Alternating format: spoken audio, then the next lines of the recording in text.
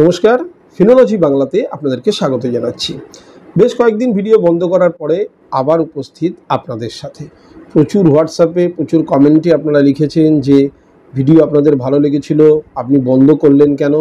বিশেষ একটা কারণের জন্য ভিডিও আমি আপনাদেরকে দিতে পারছিলাম না, তবে এখন আবার রেগুলার বেসিসে ভিডিও আসবে ফিনোলজি বাংলায় এবং তার সঙ্গে সঙ্গে ট্রেডিং ভিউ বাংলাতেও রোজকার মার্কেট নিয়ে আলোচনা থাকবে। কারণ একটা সময় আমি ছিলাম যেটা আগামী দিনে মার্কেট কি হতে পারে তার একটা প্রেডিকশন আমি করতাম। কোনো ক্ষেত্রে হয়তো মিলতো, কোনো ক্ষেত্রে হয়তো মিলতো না, বাট প্রেডিকশন করতাম। এবং ম্যাক্সিমাম ক্ষেত্রে দেখা গেছিলো যে হ্যাঁ, যেখানে গ্যাপ আপ বলেছিলাম সেখানে একটু গ্যাপ আপ হয়েছে, যেখানে গ্যাপ ডাউন বলেছিলাম সেখানে গ্যাপ ডাউন হয়েছে। তো সেই রকমই ব্যাংক নিফটি নিয়ে এবং বাজার নিয়ে আলোচনা থাকবে ট্রেডিং ভিউ বাংলায়, খুব তাড়াতাড়ি আসতে চলেছে। তার সঙ্গে ফিনোলজি বাংলাতে যেরকমভাবে আমি আপনাদেরকে নলেজ দেওয়ার চেষ্টা করি, যতটুকু আমি জানি কোনো বইয়ের ভাষা নয়, তাতে যদি আপনারা একটু উপকার পেতে পারেন তাতে আমারই ভালো লাগবে। অনেকে লিখেছেন কোর্সের সম্বন্ধে, অবশ্যই করানো হবে। আস্তে আস্তে পথ চলবেন, দেখবেন সব দিক থেকে আপনার কাছে সাকসেস আসবে। কারণ অফলাইনে আমি এখনও ক্লাস আপনাদের শুরু করিনি, শুরু করলে অফলাইন অনলাইন দুটোই করব। কারণ প্রত্যেকেই আমাদের সারাউন্ডিংয়ের কাছাকাছি তো থাকেন না, অনেকে আছেন দূরে থাকেন, তাদের জন্য অনলাইন এবং ছাড়া অফলাইন কোর্স। মেম্বারশিপের একটা জিনিস আসতে যাচ্ছে খুব তাড়াতাড়ি, যেখানে বিশেষ কিছু জিনিস নিয়ে আমি আলোচনা করব এবং তার জন্য মেম্বারশিপ যারা নেবেন তারা অবশ্যই আমার সেই ভিডিওগুলো দেখতে পারবেন, যারা শুধুমাত্র আমার সঙ্গে মেম্বার হয়ে যুক্ত হবেন। আসবো আজকের ভিডিওতে। শুরু করবার আগে একটা কথা আপনাদেরকে বলে দিই, যারা এখনও পর্যন্ত ফিনোলজি বাংলা চ্যানেলটা সাবস্ক্রাইব করেননি তারা প্লিজ সাবস্ক্রাইব করে বেল আইকনটা দিয়ে রাখবেন। যখনই কোনো ভিডিও আমি আপলোড করব তার নোটিফিকেশানটা আপনাদের কাছে পৌঁছে যাবে। পুরনো যারা আছেন তারা লাইক শেয়ার কমেন্ট করে এইভাবে পাশে থাকবেন, আবার আসবেন, নতুন করে ভিডিও দেখবেন। ভিডিও শুরু করার আগে একটা ছোট্ট ডিসক্লেমার, যে এই ভিডিওর মাধ্যমে আমি যখনই কোনো কিছু অ্যানালিসিস করি বা কোনো স্টক সম্বন্ধে বলি, সেগুলো সম্পূর্ণ শিক্ষামূলক আলোচনা, এডুকেশনাল পারপাস। কোনো রকম কোনো অ্যাকশান নিতে গেলে অবশ্যই কিন্তু আপনার সিনিয়রকে জিজ্ঞেস করে বা নিজে যদি দক্ষতা থেকে থাকে আপনার মার্কেটে বা বেশ পুরনো হয়ে থাকেন তাহলে আপনি নিতে পারেন। আজকের ভিডিওতে যে টপিকটা নিয়ে আলোচনা করবো, যে কোনো স্টক তো কিনবেন, কিন্তু কোনো স্টক কিনবার আগে কোন ধরনের কোম্পানিতে আপনার নজর রাখা উচিত, যেটা আমরা প্রায় সেই ভুল করি, আর যার জন্য মোটা টাকা আমাদের কিন্তু নিত্যদিন ফেসে থাকছে। আজকে বিস্তারিত আলোচনা করব সেইটা নিয়ে। দেখুন, আমি যদি বলা হয় যে ভাই তুমি একটা স্টক কিনে নাও, আমি তোমাকে পয়সা দিলাম বা আপনি আমাকে পয়সা দিলেন কোনো একটা স্টক কিনে নাও, আমি আমার সিস্টেম খুলবো আর যে কোনো একটা স্টক কিনে নিয়ে আপনাকে দেখিয়ে দেবো, দেখুন একটা স্টক আমি কিনে নিলাম। আদৌ কিন্তু স্টক কেনা এটা নয়। একটা জিনিস মাথায় রাখবেন, যখনই কোনো শেয়ার কিনতে যাচ্ছেন তখন এটা যেন মাথায় থাকে যে আপনি আপনার পকেটের কড়ি খরচা করে আপনি কিন্তু শেয়ারটা কিনছেন। এখানে কিন্তু দ্বিতীয় কোনো ব্যক্তির কিন্তু শেয়ার, এখানে টাকা কিন্তু ইনভেস্ট করা নেই, আপনার টাকাই যাচ্ছে। সুতরাং ইনভেস্ট করবার আগে বা সেই কোম্পানিটাকে কিনবার আগে আপনাকে কিন্তু ছোট ছোট জিনিস কিছু মনে রাখতে হবে। প্রথম যেটা মনে রাখতে হবে সেটা হচ্ছে নয়েজ মানে আমাদের দেখবেন চারপাশে এমন অনেক কিছু ঘটে, সেটা ইউটিউবের চ্যানেল হতে পারে, কোনো ফেসবুক থেকে দেখছেন হতে পারে, যে কোনো মাধ্যমে হতে পারে, কিংবা আপনার চায়ের দোকানে বসে থাকা কোনো বন্ধু বান্ধব হতে পারে যে এই স্টকটা কিনবার কিন্তু একটা চায় বারবার কিন্তু চান্স আছে, সুতরাং এটা কিন্তু কেনা যেতে পারে। বিরত থাকুন, কারণ আমাদের ম্যাক্সিমাম মানুষের একটাই ধর্ম, নিজে নেমেছি অন্যকে টেনে নামাবো। বা যেসব মাধ্যমে আপনারা দেখছেন, যেসব সোশ্যাল মিডিয়ায়, যে এই স্টকটা কিনলে আগামী দিনে বাড়তে পারে, সে ফেসে আছে, সে চাইছে যদি কিছু লোক কেনে স্টকের দামটা বাড়ে। অনেকে আবার এটা বলেন যে এই স্টকগুলো তো বেড়ে গেছে অলরেডি, এমন স্টক কেন যেটার পোটেনশিয়াল হাই আছে। আর এই ক্ষেত্রে সবথেকে বেশি ক্ষতিগ্রস্ত হয় সাধারণ ইনভেস্টার, যেগুলো কিন্তু স্মার্ট ইনভেস্টাররা সেটা করে না। আমরা সবসময় মনে করি, বিশেষত আমি যেটা মনে করি, যে এমন ধরনের কোম্পানিকে আমি নির্বাচন করব যে কোম্পানি অলরেডি গ্রোথ দেখাচ্ছে। কারণ যে গ্রোথ দেখাচ্ছে তার মানে সে মার্কেটে বিভিন্ন রকমের উথাল চড়াও, নিচে নামা, ওপরে ওঠা, এগুলো সাক্ষী থেকেছে। সুতরাং সে জানে যদি মার্কেটে কোনো রকম খারাপ ঘটনা ঘটে, কোনো ডিজাস্টার হয়, তাহলে আমি নিজেকে কিভাবে সংশোধন করব, কিংবা নিজের নিরাপত্তা কিভাবে ধরে রাখবো। এরকম প্রচুর কোম্পানি আপনি পেয়ে যাবেন মার্কেটে। কিন্তু আমরা বিশেষত যেটা মনে করি যে কম দামি শেয়ার সেইটা 5,000 হলে বেশি ইনকাম আমি করতে পারবো। 5 টাকার শেয়ার 5,000 হয়ে যাবে, আমি কোটিপতি হয়ে যাব। আদতে তা নয়। একটা জিনিস মনে রাখার দরকার আছে যে 5 টাকার শেয়ার যদি 5,000 হয় তাহলে তার মার্কেট ক্যাপিটালাইজেশন কিন্তু সেই হিসাবেই বৃদ্ধি পাবে। তো রাতারাতি তো কোনো একটা কোম্পানির মার্কেট ক্যাপ বৃদ্ধি পেতে পারে না। দুরকমভাবে মার্কেটে কোম্পানির দাম বাড়ে। একটা হচ্ছে এক তো কোম্পানির রেজাল্ট খুব ভালো আসছে, তো সেই কোম্পানির রেজাল্টের উপর ভিত্তি করে দেখবেন স্টকের দাম বাড়ছে। কিন্তু আবার একটা হয় যেটা হচ্ছে সেন্টিমেন্ট, যে মার্কেটে দেখা গেল সেই কোম্পানির নিজস্ব কোনো গ্রোথ নেই, অথচ মার্কেটে এমন কিছু একটা নয়েজ চলছে যে এই সেক্টরটা আগামী দিনে বুম হবে, বা এই সেক্টরতে গভর্নমেন্ট কিছু সাবসিডি দিয়েছে, বা এই সেক্টরটাতে গভর্নমেন্ট কিছু অর্ডার প্লেস করেছে। তাতে দেখা গেল সেই কোম্পানি আদৌ অর্ডার পেলো কি পেলো না, সে কিন্তু র্যালি দিল ওপরের দিকে। এটা কিন্তু সম্পূর্ণভাবে আইওয়াস, এবং এটাতে কিন্তু ম্যাক্সিমাম মানুষই কিন্তু বা ইনভেস্টার ট্যাপে পড়ে। সুতরাং যে কোম্পানি অলরেডি বেড়ে গেছে, যে কোম্পানি আজ 10 বছর ধরে কম করে 10 বছর, এরপরে তো 25-30 বছর 40 বছরেরও কোম্পানি আপনার সামনে আছে। কম করে 10 বছর যে কোম্পানি ফাইট করেছে মার্কেটে, তার মানে এই 10 বছরের ডিউরেশনে মার্কেট মাল্টিপল টাইম নিচে গেছে, মাল্টিপল টাইম সেটাকে রিকভার করে ওপরে এসেছে। সুতরাং কোম্পানিগুলো জানে সেল ডাউন হলে একটা কোয়ার্টারে পরের কোয়ার্টারে সেল কিভাবে বাড়াতে হয়। এই কোম্পানিগুলো জানে এক্সপেন্স কিভাবে কমিয়ে কিভাবে প্রফিটটাকে বাড়ানো যায়।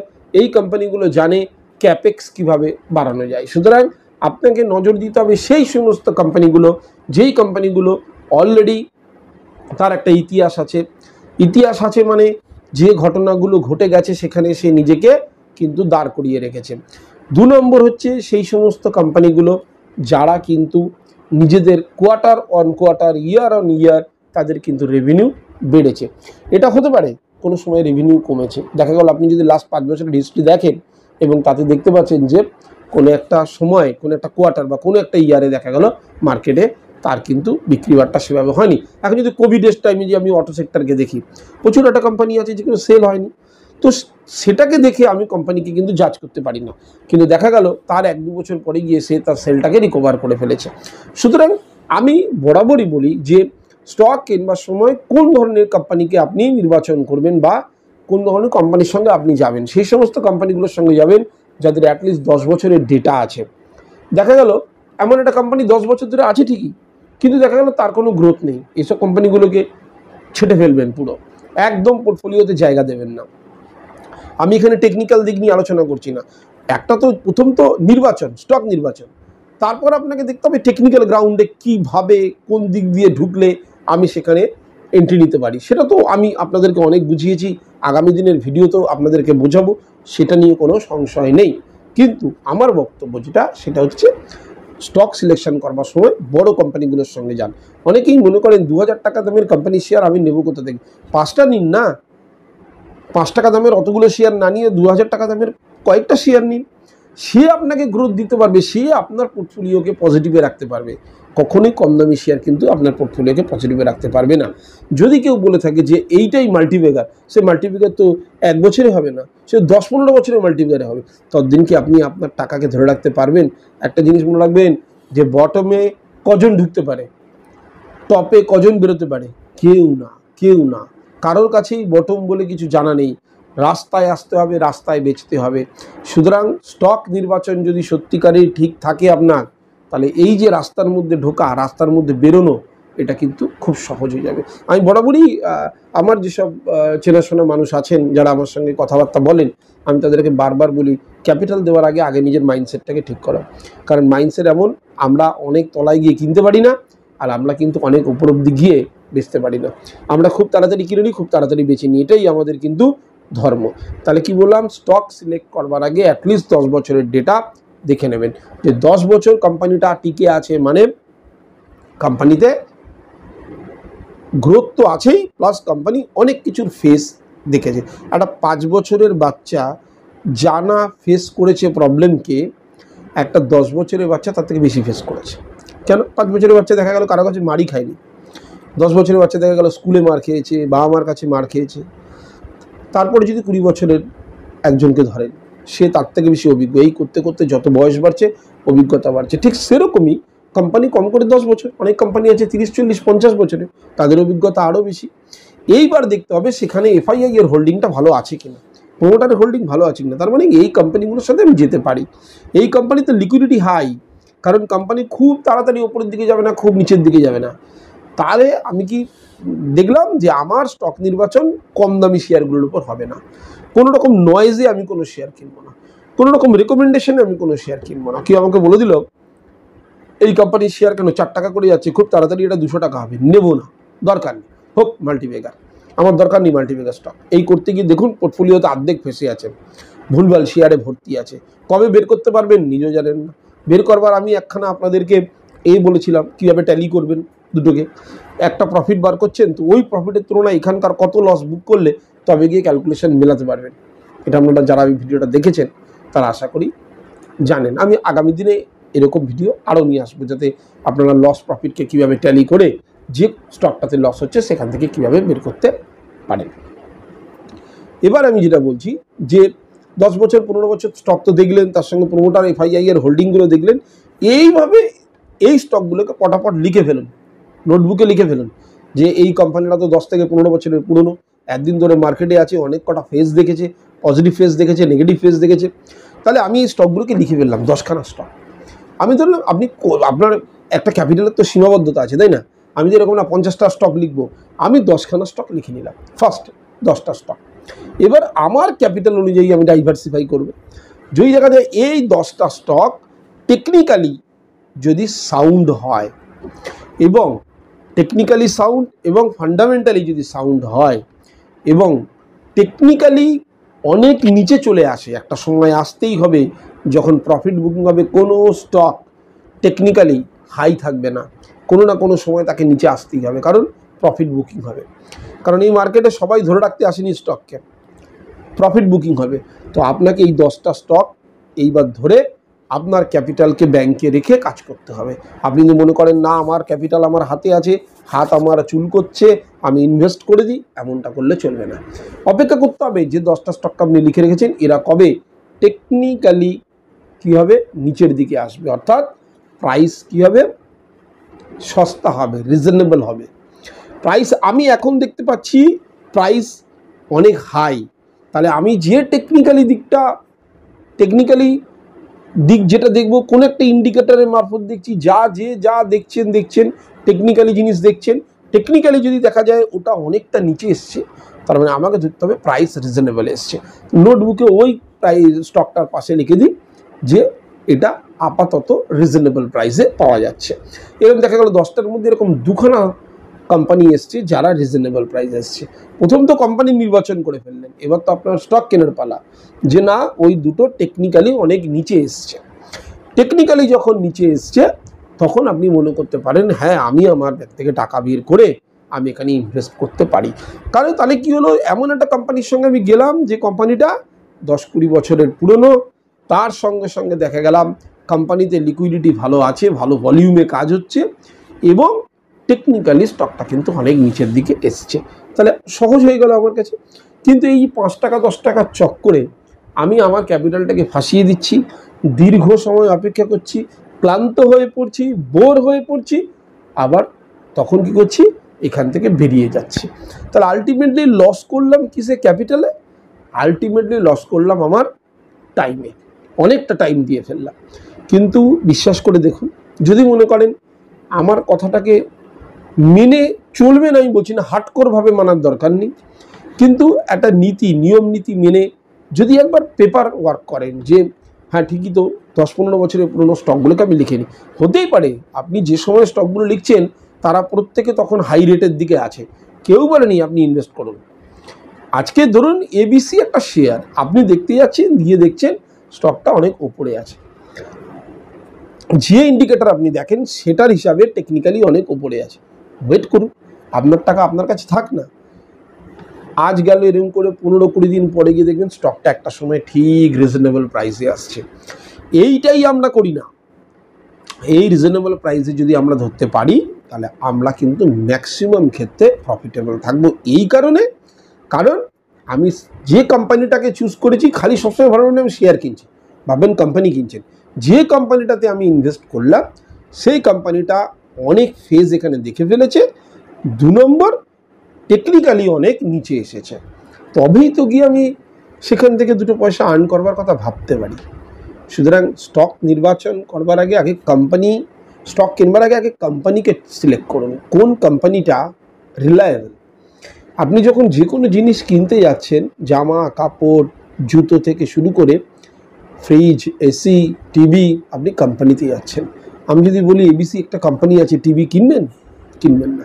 আপনি তখন দেখবেন কোনটা এলজি আছে, কোনটা সোনি আছে, এই সমস্ত জিনিসগুলো দেখবেন। তো ঠিক সেরকমই আপনি যেখানে ইনভেস্ট করছেন তার বেলা অন্যের কথা শুনছেন, তার বেলা দেখা গেল এমন কিছু জিনিসের কোম্পানি আপনি চুজ করছেন যে কোম্পানি এখনও পর্যন্ত তার কোনো হিস্ট্রি নেই, কোনো ডেটাই নেই।